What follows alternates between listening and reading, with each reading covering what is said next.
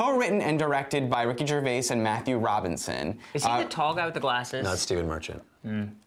Wow, he didn't even finish what he was saying. Well, he's got that like buddy who's like sort of his partner, and So, The Invention of Lying takes place in this fable-like universe that kind of has the Groundhog Day way of logic, where there's no explanation for why this is, but in this world... It's sort of an alternate reality. They say at the beginning, it's like, it's sort of a world like ours. Through voiceover, yes. Yeah. It's dictated to us that this is a world where nobody lies. Everyone tells the truth. In a world. And everyone's very forthcoming about the truth.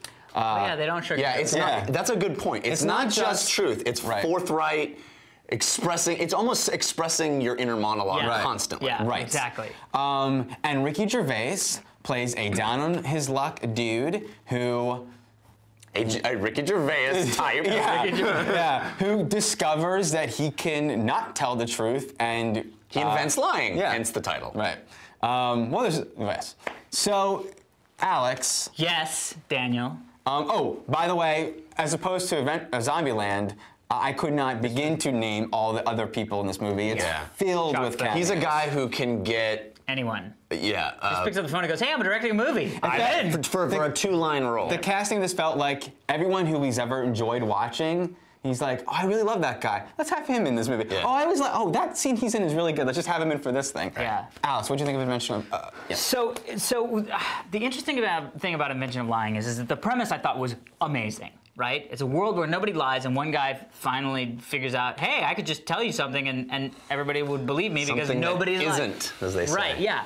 And so then I saw the trailer, and I was like, wow, that looks bland and sort of boring, and the moments that they picked were not the best moments, in my opinion, to represent the movie, because at the end of the day, I really enjoyed the movie. I was kind of surprised at how sort of weirdly philosophical it is, you know what I mean? Like, it's a pretty deep movie for such a light-hearted comedy, you know, but in a very fun, light-hearted way, you know? I mean, and I can see why they don't touch on some of that stuff that gets a little bit, you know, sort of satirical, because it's kind of, I mean, maybe a spoiler kind of a thing, but I really, really, really liked it, and I thought that they handled his trying to explain to his friends that he can lie, like what that even means, and then also what he does and the ramifications of what he does based on the fact that everybody instantly believes him because that's what it is. Right. So I actually really enjoyed it. That was really funny. I also thought it was very funny. I think this is a spectacular premise trapped in a very conventional movie.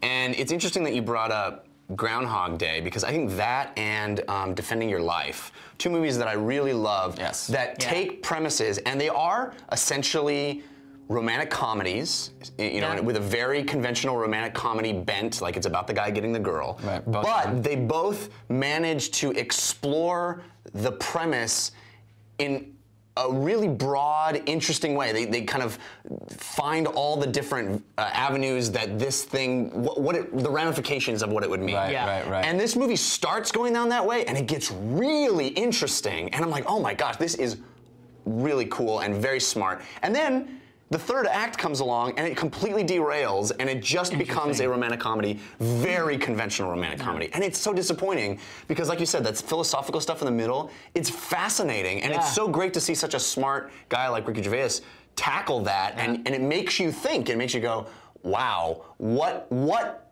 does it mean to be a society that doesn't lie? You know, just the stuff of they show, like, what a commercial would be. A television commercial. Right. It's like, if you can't lie, it makes you go, wow, there's so much of our society is based on half-truths or, you know, and it sucks that the movie doesn't follow that through to its logical conclusion. It goes in a much more conventional way. I agree, the end of the movie is very conventional comedy, but I couldn't agree more with that as well. I thought, like you guys, an incredibly awesome premise.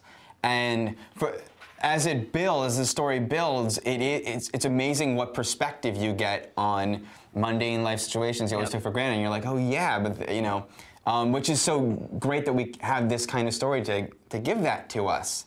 But I felt that it reached a crescendo midway through, it didn't reach a conclusion, but it reached an emotional crescendo, and I had no interest in anything that happened after that. Right. And it really was, as you said, it wasn't fully explored. It was the same joke from the beginning, happening again and again and again. It really was just one joke played out. And it's funny that you brought the trailer, because I remember feeling weird about the trailer, and I carried in through the movie. Like when you used to climb the rope in gym class? It's shot very normal. But it doesn't look normal in a very point, like as if that was intentional. Right. It felt like it's such a fable-like thing, and even Groundhog Shot Day, very there's a tone to the look of Ground, and there was just no tone there. It was very TV.